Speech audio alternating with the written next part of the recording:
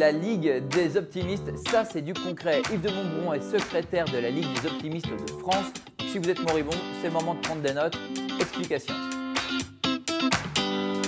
Bonjour Yves. Bonjour France Live. Alors vous avez pour mission avec la Ligue des optimistes de promouvoir l'optimisme et l'enthousiasme dans tous les domaines de la vie privée et publique. Alors comment ça se concrétise? Alors c'est une association extrêmement sérieuse puisque au bureau de l'association de la Ligue des optimistes de France, on a des gens comme Jean d'Ormesson, Éric-Emmanuel Schmitt. Notre organisation est structurée pour essayer de véhiculer une image, une attitude mentale plus positive dans notre pays qui en a bien besoin. Alors vous fonctionnez comment? Parce que j'ai vu qu'il y avait des dîners des optimistes, il y a aussi des nuits. Comment ça se concrétise? Alors, il y a plusieurs choses, c'est-à-dire que moi, au quotidien, je suis donc le webmestre de la Ligue des optimistes et toutes les semaines, je publie sur notre site qui s'appelle liguedesoptimistes.fr, tout attaché, je publie un billet positif qu'on appelle la lettre optimiste et que les sympathisants peuvent recevoir gratuitement dans leur boîte mail. On a une autre action, c'est que on remet chaque année le prix du livre optimiste à un écrivain pour un essai, pour un roman, pour un ouvrage de littérature qui nous a particulièrement intéressés. Et puis pour le reste, je dirais, nos sympathisants prennent des initiatives. Et c'est vrai qu'il y a eu pas mal de dîners des optimistes qui ont été organisés dans toute la France, mais c'est vraiment des initiatives locales qu'on accompagne comme on peut. Alors, un chiffre, selon le baromètre CSA pour BFM Télé, le moral des Français s'améliore légèrement avec seulement 29% des sondés qui se disent optimistes pour l'avenir contre 69% qui, eux, se déclarent pessimistes. Alors, qu'est-ce qui est de nature à vous rendre optimiste dans la France d'aujourd'hui, Yves de Montbron? Écoutez, d'abord, il faut bien reconnaître une chose, c'est que ces sondages, d'année en année, se suivent et se ressemblent. Ça fait des années que la France, c'est comme étant le pays le plus pessimiste du monde ou le pays le plus pessimiste d'Europe, ça dépend des sondages.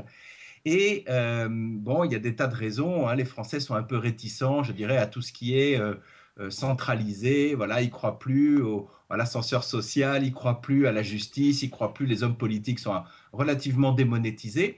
Mais quand même, il faut reconnaître que quand on vit en France, on reste quand même la 5e économie du monde. On a des réseaux de distribution, on a des réseaux 4G. Vous voyez, regardez, si on n'avait pas ça, on ne pourrait pas communiquer. On a des TGV, on a des trains, on a des entreprises. On a plusieurs entreprises françaises qui sont un leader mondial dans leur domaine d'activité. Donc en fait, il faut voir que le côté positif, de ce qui se passe en France, hein, si j'ai bien compris, occulter tout le côté négatif. Non, il ne s'agit pas d'occulter le côté négatif, mais quand on a un verre devant soi, on peut le voir à moitié plein ou à moitié vide.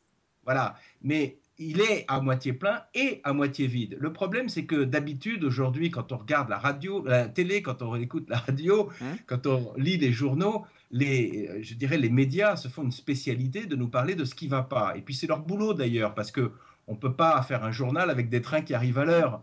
Mais n'oubliez jamais que les médias ne nous parlent ne parlent jamais des 99% de trains qui arrivent à l'heure. Donc, il y a plein de choses qui se passent très très bien en France. Il y a des créations d'entreprises, il y a la French Tech avec des nouvelles technologies sur lesquelles les Français sont extrêmement bien placés et on en parle relativement peu. Donc, notre job aussi, c'est de rappeler des choses qui peuvent être des évidences, mais qui sont quand même de nature à rééquilibrer notre attitude mentale par rapport à ça. Est-ce que vous pensez vraiment qu'on peut atteindre son niveau d'optimisme? Oui, chacun a un niveau d'optimisme naturel qui est un peu le fruit de son ADN et de son éducation. Et puis, il y a ensuite un optimisme qu'on va appeler, nous, l'optimisme de volonté.